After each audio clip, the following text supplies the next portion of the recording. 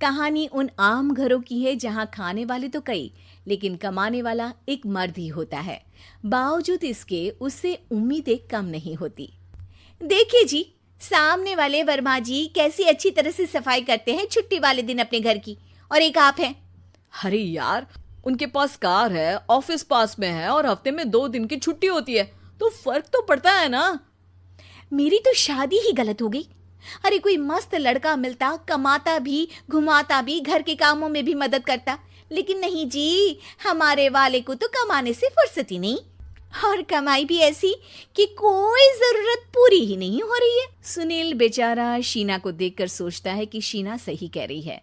देखने में सुंदर है, घर का सारा काम कर लेती है, उसे तो कोई भी अच्छा लड़का मिल सकता था। क्या सोच रहे हैं? भागने का इरादा तो नहीं है? अरे नहीं मेरी प्यारी बीवी, मैं तो नहीं, पर डर है कि तुम नहीं कहीं भाग जाओ मुझे छोड़कर। शीला सुनील के मुंह से प्यार भरी बात सुनकर मुस्कुराती है। आप भी ना। सुनील एक दिन ऑफिस से घर आता है कि तभी शीना कहती है, सुनिए जी, वो मेरी सहेली आई थी, सारा दिन वो लोग यहीं थे, अब जा रही थी तो मैंने कहा नहीं नहीं, मेरे पति छोड़ आएंगे ना तुम्हें, तो रोक लिया मैंने। सुनील थोड़ी देर कुछ सोचता है, फिर कहता है, ठीक है, मैं कपड़े चेंज करके आता हूँ। अरे तेरे पति को तो लग रहा है कि अच्छा नहीं लगा। अरे नहीं नहीं, ऐसी कोई बात नहीं है, रुको मैं अभी उन्हें घर के कपड़े देकर आती हूँ। शीना अंदर जाती है जहां सुनील पलंग पर लेटा होता है।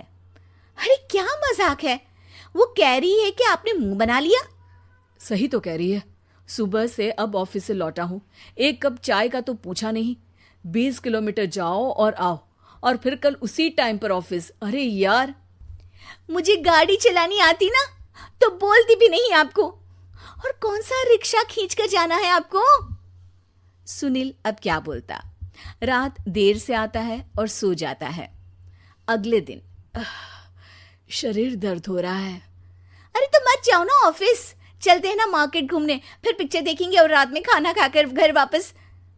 सुनील जब सारे दिन की थकान वाला शेड्यूल सुनता है तो वो सीधे सीधे ऑफिस के लिए तैयार हो जाता है।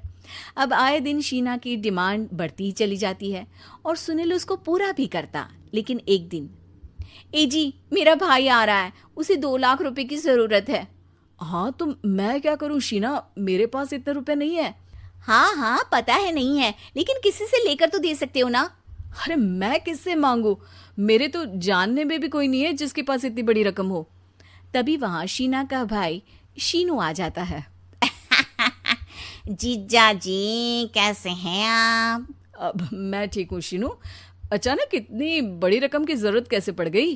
अरे जीजा जी, वो बिजनेस शुरू किया ना, तो उसके लिए पैसे की जरूरत है।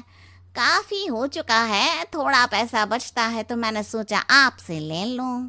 अब देखो, मेरे ऑफिस में कुछ लोग हैं जिनकी सेविंग अच्छी है, मैं उन लोगों से बात करके देखता हूँ। सुनील ऑफिस से किसी से पैसे लेकर शीना को दे देता है। शीना वो पैसा भाई को दे देती है। 2 महीने बाद, अरे यार शीना, वो ऑफिस वाला आदमी अपने पैसे मांग रहा है, कैसे दूं? अपने भाई से बोलो ना पैसे दे दे।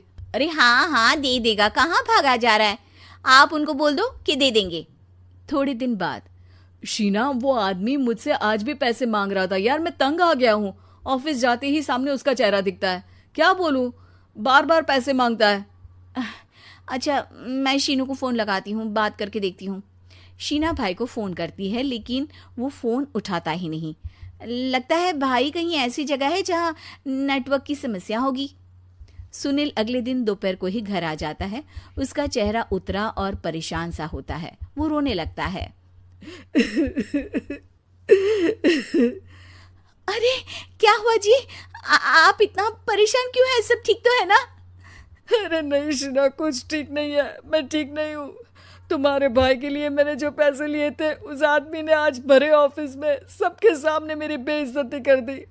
सबके सामने आज मैं कर्जदार बनकर खड़ा था। मैंने हर वो प्रयास किया घर चलाने के लिए जो मैं कर सकता था, लेकिन अब नहीं होगा। वो फिर रोने लगता है। अरे आप तो औरतों की तरह रो रहे हैं, मर्द हैं आप। क्यों, आदमी के सीने में दिल नहीं होता, या फिर वो इंसान नहीं मशीन होता है? अरे मैं थक चुका हूँ शीना, तुम समझती क्यों नहीं? मैं भी शारीरिक और मानसिक रूप से थकता हूँ, मैं भी आराम करना चाहता हूँ, सुकून चाहता हूँ। मैं अब कुछ नहीं कर सकता। कुछ नहीं। वो बैठ जाता है। शीना पति को हैरान परेशान देखकर चुप हो जाती है।